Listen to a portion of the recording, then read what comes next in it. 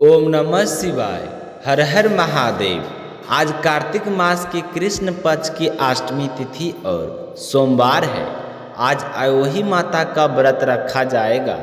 यह व्रत माताएं अपनी संतान की दीर्घायु और उज्जवल भविष्य के लिए रखती है। इस व्रत का पारण तारों के उदय होने पर अर्घ्य देकर किया जाता है। तो सभी बहनों को अयोही अष्टमी व्रत की हार्दिक शुभकामनाएं। आयोही माता आपकी सारी मनोकामनाएं पूर्ण करें। आयोही अष्टमी के साथ साथ कल काला अष्टमी का व्रत भी रखा जाएगा, जो भगवान भोले शंकर के अवतार काल भैरव माता बाबा को समर्पित है। यह व्रत हर महीने कृष्ण पक्ष की अष्टमी तिथि को रखा जाता है। तो अब अपने शुभारंभ करते हैं आज की कथा का। इससे पहले आप सभी श्रोताओं को बहुत धन्यवाद, जो आप इस चैनल पर प्रस्तुत कथाओं को इतनी श्रद्धा भाव से सुनते हैं और कमेंट करके भी बताते हैं। कि हर एक श्रोता से मेरा निवेदन है कि इन कथाओं को ज़्यादा से ज़्यादा विष्णु भक्तों में शेयर करें। कथा शुरू करते समय समाप्त होने पर भगवान श्री हरि विष्णु के नियमित एक प्यारा सा कमेंट करें। बोलिए गणेश जी महाराज की जय हो। एक बार की बात है, एक बुढ़िया गणेश जी भगवान की बहुत ही भक्ति किया करती थी। सुबह जल्दी उठती, स्नान करके पहले गणेश मंदिर जाती और गणेश जी को सिंदूर से तिलक करती और गुड़ का भोग लगाती और बड़े ही श्रद्धा भाव से गणेश जी के नामों का स्मरण किया करती थी। यह उसका नियम था। चाहे आंधी हो या तूफान, वह बुढ़िया गणेश जी के मंदिर जरूर जाती थी। ऐसा करते करते सालों बीत गए तो गणेश जी भगवान उस बुढ़िया की भक्ति से बहुत ही प्रसन्न हुए। तो एक दिन उसे सपने में दर्शन देकर कहने लगे कि बुढ़िया माई, मैं तुमसे बहुत ही प्रसन्न हूँ, तो वरदान मांग कि क्या मांगना चाहती है। तो बुढ़िया कहने लगी कि गणेश जी महाराज, आपने मुझे दर्शन दिए, इससे अच्छा मेरे लिए क्या हो सकता है। मांगना तो मुझे कुछ नहीं आता, मैं क्या मांगूं। इस तरह फिर बुढ़िया सोचने लगे कि गणेश जी महाराज कहने लगे कि बूढ़ी माई परेशान मत हो, मैं कल फिर आपके सपने में आऊँगा। तब तक तुम आराम से सोच लेना कि तुम्हें वरदान में क्या मांगना है। वरदान मैं तुम्हें एक ही दूंगा। ऐसा कहकर गणेश जी भगवान अंतर ध्यान हो गए और उस बुढ़िया की आंखें खुल गई। आंखें खुली तो सुबह हो चुकी थी। तो बुढ़िया सोचने लगी कि घर में अन्न और धन भी नहीं है और मेरे कुल का दीपक भी नहीं है, मैं क्या मांगूं, मेरी तो समझ में नहीं आता। तो इस तरह सोचते हुए बुढ़िया ने अपने पुत्र को बुलाया और पूछा कि बेटा, मुझे गणेश जी ने रात में सपने में दर्शन दिए थे और बोल रहे थे कि मैं तुम्हारे पूजा पाठ से बहुत ही प्रसन्न हूँ। मैं तुम्हें एक वरदान देना चाहता हूँ, मांगो, क्या मांगती हो। तो मुझे तो समझ में नहीं आया कि मैं क्या मांगूँ बेटा, तो बता दे मुझे क्या मांगना चाहिए। तो बुढ़िया का पुत्र कहने लगा कि माँ, तुम गणेश जी से बहुत सारा धन मांग लो, हमारी गरीबी दूर हो जाएगी, तो हमें सब कुछ मिल जाएगा। लोगों को देखो कितने ऐशो आराम से रहते हैं, हमारे भी सपने पूरे हो जाएंगे। तो बेटे की बात सुनकर बुढ़िया ने बहू को आवाज़ लगाई। तो बहू आई और सासू माँ से पूछने लगी कि माँ जी, कहिए क्या बात है, आपने मुझे किस लिए बुलाया है। तो उसकी सास कहने लगी कि बेटा, रात में मुझे सपने में गणेश जी भगवान ने दर्शन दिए हैं और वह कह रहे थे कि मैं तुम्हें वरदान देना चाहता हूँ, मेरी तो समझ में नहीं आता कि मैं क्या मांगूँ। तो सासू माँ की बात सुनकर बहू कहने लगी कि माँ जी, यह तो बहुत अच्छी बात है, आप गणेश जी से पोता मांग लो। क्या आपका मन नहीं करता कि हमारे घर में भी नन्हे शिशु की किलकारी गूंजे, हमारा भी वंश बढ़े। तो बुढ़िया कहने लगी कि बेटा, तेरी बात तो सही है।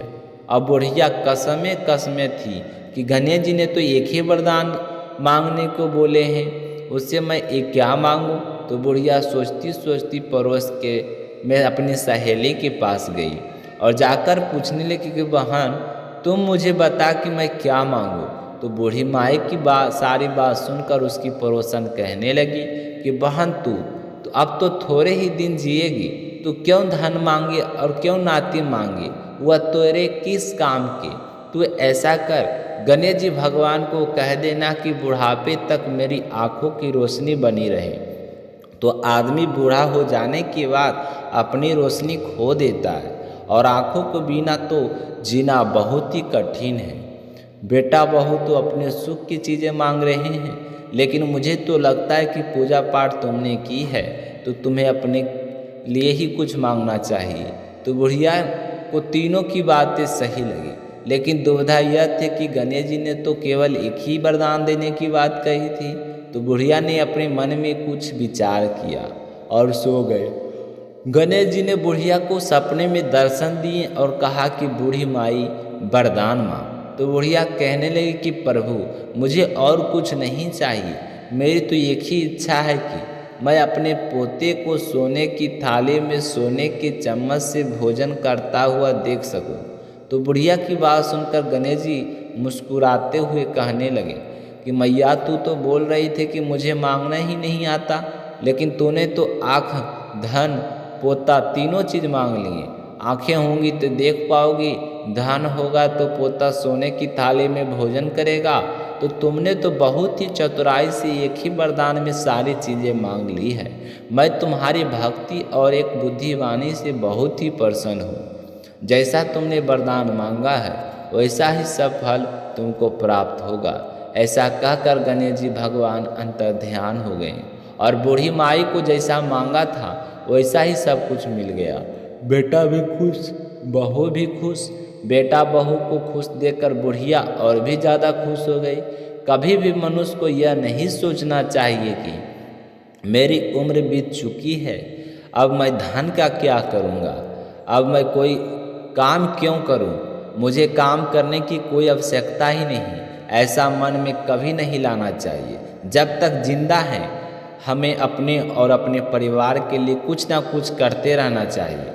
घर का बुजुर्ग सदस्य घर की चार दीवारी होती है। अब सोचो बिना चार दीवारी का घर का क्या हाल होता होगा। इसलिए ना हो तो कभी यह सोचना चाहिए कि मुझे अब कोई चीज़ की आवश्यकता नहीं है और ना ही ऐसी शिक्षा कभी दूसरों को देनी चाहिए। अपने घर परिवार को प्रेम की डोरी में से बांधने कर रखना चाहिए। प्रेम से बोलिए गणेश जी महाराज की जय हो।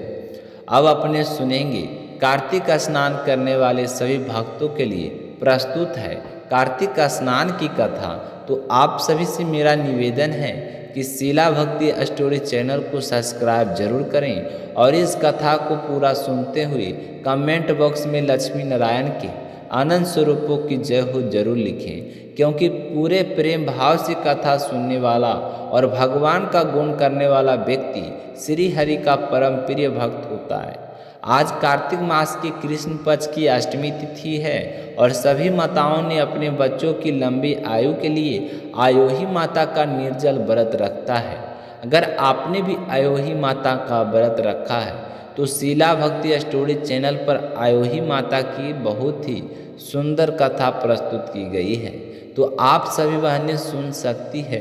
एक समय की बात है, एक इल्ली और घुन मतलब पतला पक्षी रहते थे। दोनों में बहुत बड़ी गहरी दोस्ती थी और जहाँ भी जाते हमेशा साथ साथ जाते। एक बार कार्तिक का महीना आया। गणेश जी की पुत्री राजा की पुत्री स्नान के लिए जा रही थी। तो इल्ली ने कहा आओ गुण हम भी कार्तिक स्नान करें। राजा की बेटी जाती है तो उसके साथ चलते हैं और कौन जाने हमें पुण्य फलों की प्राप्ति हो जाए।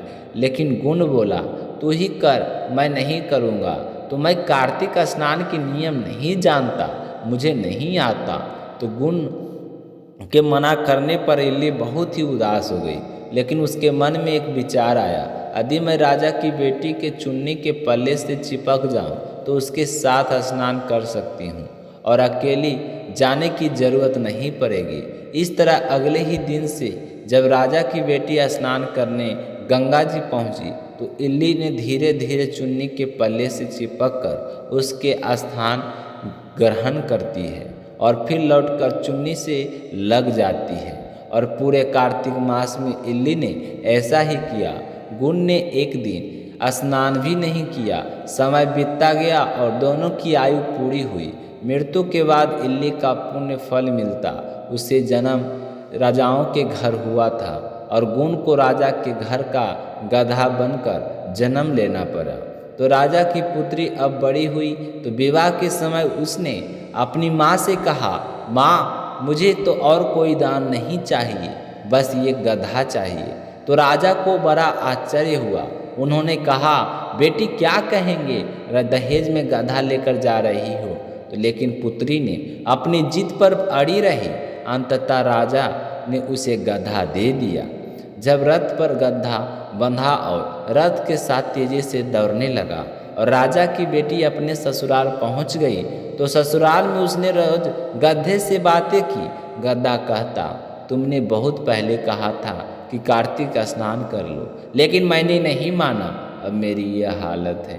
राजा ने यह सब सुना तो पुत्र को बुलाया और सब सच बताया।